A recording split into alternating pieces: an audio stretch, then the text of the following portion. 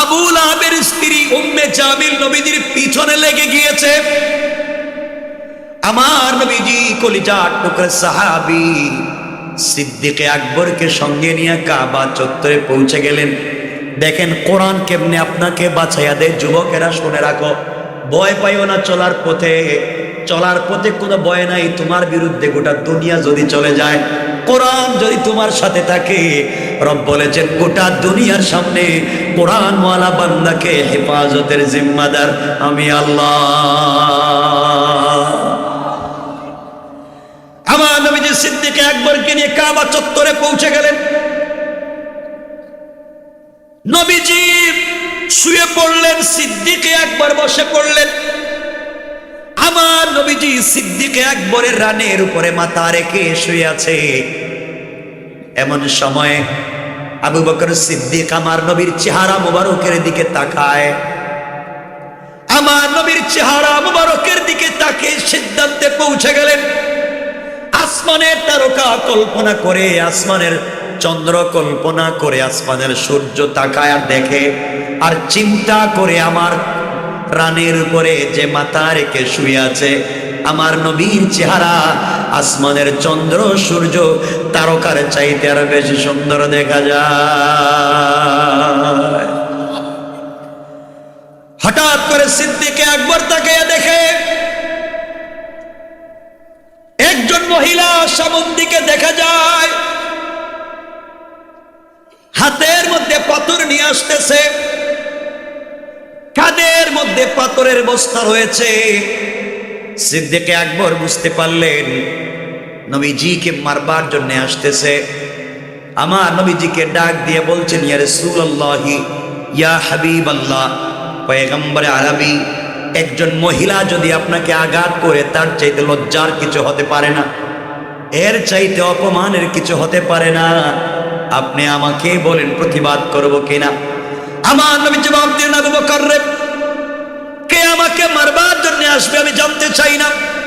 রব আমাকে বলে দিয়েছেন, ও বন্ধু আমার, দুনিয়ার জমিনে কেউ যদি আপনাকে আঘাত করতে চায়, কেউ যদি আপনাকে মারতে চায়, কেউ যদি আপনার বিরুদ্ধে দাঁড়িয়ে যায়, আপনি আমার কোরআন থেকে তেলাওয়াত শুধু করবেন, আমি আল্লাহ কাফের থেকে বাঁচায়া দেওয়ার জিম্মাদারি নিয়ে নিলাম। এক পর্যায়ে মহিলা কাছে পৌঁছে গেলাম। আবু বকর তাকে দেখে নেই মহিলার কেউ না। আবু লাহাবের স্ত্রী উম্মে জামিল নবীজির আপন চাচী এবং বিয়াই। সিদ্দিক আকবর বলতেন, ইয়া রাসূলুল্লাহ, উম্মে জামিল আসছে আপনাকে মারবার জন্য। কথাগুলো বুঝেন কি বুঝাতে চাই? নবীজি বলেন, আবু বকর চিন্তার কোনো কারণ নাই, আল্লাহ আমাদেরকে বাঁচাবেন। এই কথা বলে আমার নবীজি কোরআন থেকে তেলাওয়াত করতে লাগলেন। আবু বকর বলেন, আমি বসে আছি, আমার রসুল আমার রানের উপরে মাথা রেখে শুয়ে আছেন। দুইটা চোখ দিয়ে রসুলকে দেখি, দুইটা কান দিয়ে নবীজির তেলাওয়াত শুনি। এমন সময় উম্মে জামিল সোজাসুজি নবীজির সিনা বরাবর দাঁড়িয়ে গেলাম। আমার নবীজির বুকের সামনে দাঁড়িয়ে উম্মে জামিল আবু বকরকে ডাক দিয়ে বলছে, আবু বকর রে, তুমি কাবা চত্বরে একা একা বসে বসে কি করো? তোমার বন্ধু মুহাম্মদ ইবনে আব্দুল্লাহ কোথায়? তুমি এখানে একা একা কেন? সে গেল কোথায়? মক্কায় কোথাও তাকে খুঁজে পেলাম না। আবু বকর আশ্চর্য হয়ে গেলেন, বলে কি? আমি দেখি আমার নবীজি আমার রানে মাথা রেখে শুয়ে আছেন। নবীজির তেলাওয়াত শুনি, চোখ দিয়ে দেখি উম্মে জামিল নবীজির সামনে দাঁড়াইয়া নবীজিকে দেখে না। ব্যাপার কি?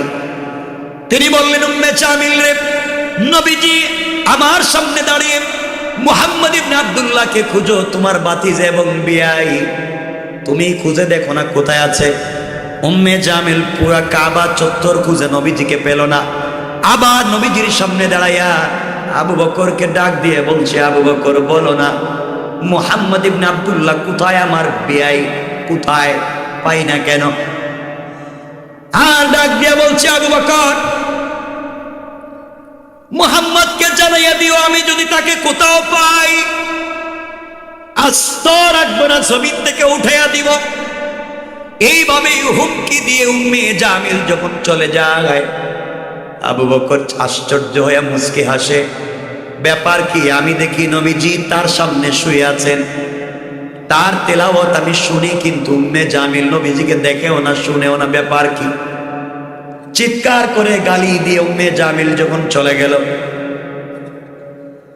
আবু বকর দাঁড়িয়ে গেলেন, আমার নবীজিকে জড়াইয়া ধরলেন, আর চোখের পানি ছেড়ে ডাক দিয়ে বলছেন, ইয়া রাসূলুল্লাহ, আপনার কাছে আমি জানতে চাই, উম্মে জামিল আপনার সামনে দাঁড়াইয়া আমাকে দেখে আপনাকে দেখে না, ব্যাপার কি?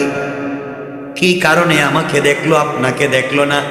নবীজি জবাব দিলেন, আবু বকর রে, আমার আল্লাহ বলেছেন, বন্ধু আমার, কোন কাফের যদি আপনাকে আঘাত করবার জন্য আসে, কোন কাফের যদি আপনাকে মারবার জন্য আসে, কোন জালেম আপনার বিরুদ্ধে আঘাত করবার জন্য আসে, ওই সময় শুধুমাত্র মনে মনে আমার কোরআন থেকে আপনি তেলাওয়াত করবেন। আমি আল্লাহ ঘোষণা করলাম, হিজাবাম মাসতুরা, আকাশ থেকে একটা গোপন পর্দা পাঠাইয়া ওই কাফের আর আপনার মধ্যখানে আমি আল্লাহ পার্টিশন সৃষ্টি করে দেই। পড়েন সুবহানাল্লাহ, আল্লাহু আকবার বলেন। আবু বকর বলছেন, ইয়া রাসূলুল্লাহ, বুঝতে পেরেছি, আপনি তেলাওয়াত করেছেন, রব পার্টিশন দিয়েছেন, এই জন্য আপনাকে দেখে না আমাকে দেখে। রাসূল পাক বললেন, আমার আল্লাহ তো বলে দিয়েছেন, কোরআন হচ্ছে সব থেকে বড় ম্যাগনেট, কোরআনকে সাথে রাখো, কোন জালেম কোন বিরুদ্ধবাদী খুঁজেও পাবে না। ঠিক কিনা জোরে বলেন? কোরআন সাথে রাখেন। আমার বন্ধুগণ, কথাগুলো বুঝেন, আরেকটু এক মিনিটে কথাটা বুঝিয়ে শেষ করে দেই, বুঝেন আমার ভাইরা, কথা লম্বা হয়ে যাবে। আমার নবীজি কোরআন থেকে তিলাওয়াত করলেন, উম্মে জামিল পেল না। আমরাও যদি এভাবে কোরআন থেকে তেলাওয়াত করি, আমাদেরকেও আমাদের বিরুদ্ধে যারা, তারাও খুঁজে পাবে না। কিন্তু আমাদের গাজা হালাল না, মুখের জবান পবিত্র না, আমরা যা খাই পেটে দেই হালাল না, এই জন্য আমাদের দোয়া কবুল হয় না।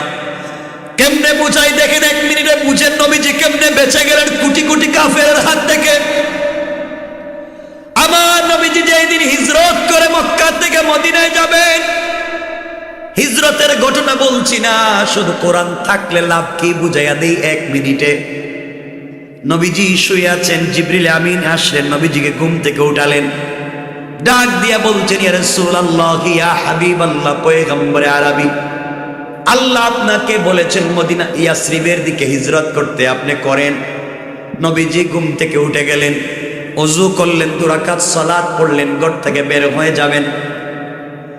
আমার নবীজি ঘর থেকে বের হয়ে যাবেন, হঠাৎ করে কানে আওয়াজ এসেছে, আওয়াজ আসলো। নবীজি বুঝতে পারলেন ঘরের চতুর্দিকে কাফেররা দাঁড়িয়ে আছে, নেশা নিয়ে, তীর নিয়ে, বল্লম নিয়ে। ঘর থেকে আমার নবীজি বের হলে তাকে মেরে ফেলবে, এই জন্যে কাফেররা দাঁড়িয়ে আছে। আমার নবীজি আল্লাহকে বলছেন, আল্লাহ, এটা কেমন বিচার? আপনি গভীর রাত্রে আমাকে জিবরিল আমিনের মাধ্যমে ঘুম থেকে উঠায়া আমাকে বললেন হিজরত করে ইয়াসরিবে যেতে, ওদিকে কাফেররা আমার ঘর বেষ্টন করে রেখে দিয়েছে, তুমি কি দেখো না? আল্লাহ, আমি তো ঘর থেকে বের হলে কাফেররা মেরে ফেলবে। আল্লাহ ডাক দিয়া বললেন, বন্ধু আমার, তোমার কাজ হলো আমার কোরআন থেকে তেলাওয়াত করে ঘর থেকে বের হয়ে যাওয়া, আর আমার কাজ হলো তোমাকে কাফেরদের থেকে হেফাজত করে দেওয়া। বন্ধুগণ আমার নবীজি ঘর থেকে বের হয়ে দরজার সামনে পৌঁছে, ইন্না কালবি, কিন্তু অন্তরে প্রশান্তি পাচ্ছি না, কেমনে বাঁচাবেন? আমি যদি কিছুটা বুঝতে পারতাম, এটা প্রোটেক্ট দেন না কেন, আমি যেন নিজেকে বাঁচাতে পারি, আত্মরক্ষা করতে পারি। আল্লাহ বলেন, বন্ধুরে, তুমি যদি এতবার করে বলছো, তাহলে শোনো, কঙ্কর নেও, অথবা বালি নেও, অথবা পাথর নেও, এক মুষ্টি কঙ্কর বালি হাতে নিয়া আমার কোরআন থেকে তেলাওয়াত করে ওখানে ফু দিয়া দরজা খুলে সামনের দিকে নিক্ষেপ করে দিবা, ঘর থেকে বের হয়ে গেলে তোমাকে দেখবে না। আমার নবীজি মুস্কি হেসে বলছেন, আল্লাহ, কি বললেন আপনি? দিয়ে সামনের দিকে মারবো, কাফেররা আমার ঘরের চতুর্দিকে দাঁড়িয়ে আছে, আমি তো একসাথে চতুর্দিকে মারতে পারবো না, আমি একবার সামনে মারবো, কাফেররা তো ডাইন বাম থেকে আমাকে মেরে ফেলবে। আয় আল্লাহ তাআলা, চতুর্দিকে কাফের, আমি তো একসাথে চতুর্দিকে মারতে পারবো না। আল্লাহ বলেন, বন্ধুরে তুমি আমার কোরআন থেকে তেলাওয়াত করে নিক্ষেপ করবা, আর চতুর্দিকের কাফেরদের চুকে চুকে পৌঁছে দেওয়ার দায়িত্ব নিয়ে নিলাম আমি আল্লাহ। আল্লাহু আকবার বলেন। এবার আমার নবীজি দরজা খুললেন, বালি হাতে নিলেন অথবা কঙ্কর হাতে নিলেন অথবা পাথর হাতে নিলেন, কোরআন থেকে তেলাওয়াত করে ফু দিলেন, দরজা খুলে শুধু সামনের দিকে নিক্ষেপ করলেন। তাকাইয়া দেখেন আশ্চর্য আজীব কারবার, মারলেন সামন দিকে, তাকাইয়া দেখেন ডাইনে বামে পিছনে সব কাফেরদের চুকে পৌঁছে গিয়েছে। সবাই চোখ রগড়াতে লাগলো, চোখ মুছতে লাগলো। নবীজি চিন্তায় পড়ে গেলেন, মারলাম সামন দিকে, গেলে কেমনে পিছন দিকে। কাফেররা আমার নবীজিকে পেল না। আমার নবীজি মদিনায় পৌঁছে গেলেন। ঘটনা বলছি না, এবার শুনুন।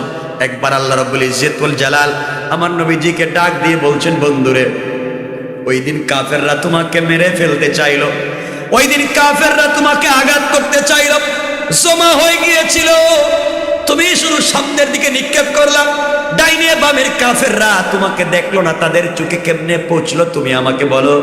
নবীজি মুচকি হেসে বলছেন, আল্লাহ তাআলা, আমি তো কোরআন থেকে তেলাওয়াত করছি, আমি আর কিছুই জানি না, কাফেররা কেন আমাকে দেখলো না, মারলো না, বুঝি না। আয় আল্লাহ তাআলা, আমি সামনের দিকে নিক্ষেপ করলাম, পাথরগুলা পিছনে কেমনে গেল, ডাইনে বামে কেমনে গেল জানি না। আমার আল্লাহ বললেন, অবশ্যই আপনি জানেন না, আমি জানি। এই কথা বলে আমার আল্লাহ বললেন, ওয়ামা রামাইতা ইযা রামাইতা ওয়ালাকিন্নাল্লাহা রামা। বন্ধুরে তুমি যখন আমার উপরে ভরসা করে কোরআন থেকে তেলাওয়াত করে সামনের দিকে নিক্ষেপ করেছো, ওইটা তোমার হাত থাকে নাই, ওইটা আমি আল্লাহর কুদরতের হাত হয়ে গিয়েছে। আর আমি আল্লাহ আমার হাতের মাধ্যমে সকল কাফেরদের চোখে চোখে পৌঁছে দিয়েছি। কোন সুবহানাল্লাহ, আল্লাহু আকবার। এই জন্য আমার আল্লাহ কোরআনে কারীমের 13 নম্বর পারা 14 নম্বর সূরা ইব্রাহিমের প্রথম আয়াতে আল্লাহ বললেন, কিতাবুন আনজালনাহু ইলাইকা লিতুখরিজান নাসা মিনাজ যুলুমাতি ইলান নূর। আল্লাহ বলেছেন, বান্দারে এই কোরআন নামক লাইটকে যদি আঁকড়ে ধরতে পারো, কোরআন নামক লাইটকে যদি কাজে লাগাতে পারো বান্দা, গোটা দুনিয়া তোমার বিরুদ্ধে দাঁড়িয়ে গেলে তোমার কোনো ক্ষতি করতে পারবে না। কোন ঠিক কিনা? কথা কি বুঝাতে পেরেছি? কাটায় কাটায় একটা, একবার একটা কথা তো অনেক লম্বা। আমার বন্ধুগণ, তার এখানে রেখে দিলাম, একবার একটা রেখে দিস, শোনেন না, আরে 1 মিনিটে কথা বলবো, এখানে রেখে দিলাম। আলোচনা অনেক লম্বা। এখন রব কেমনে মাফ করবেন, কেমনে কোরআন ম্যাগনেট মুজিজা, এই দুনিয়ায় অনেকগুলো ঘটনা। একটা আশ্চর্য ঘটনা, কোরআন কেমনে বাঁচাইয়া দেয়। কোরআন একজনে বুকে নিয়ে 1 লক্ষ অ্যাটম বোমার সামনে দাঁড়ালে কোরআন তাকে কেমনে বাঁচাইয়া দেয়, বাস্তব। এটা কেমনে, ওগুলো লম্বা কথা, আজকের মতো রেখে দিলাম। আর একটু সামনে যাব না, শেষ।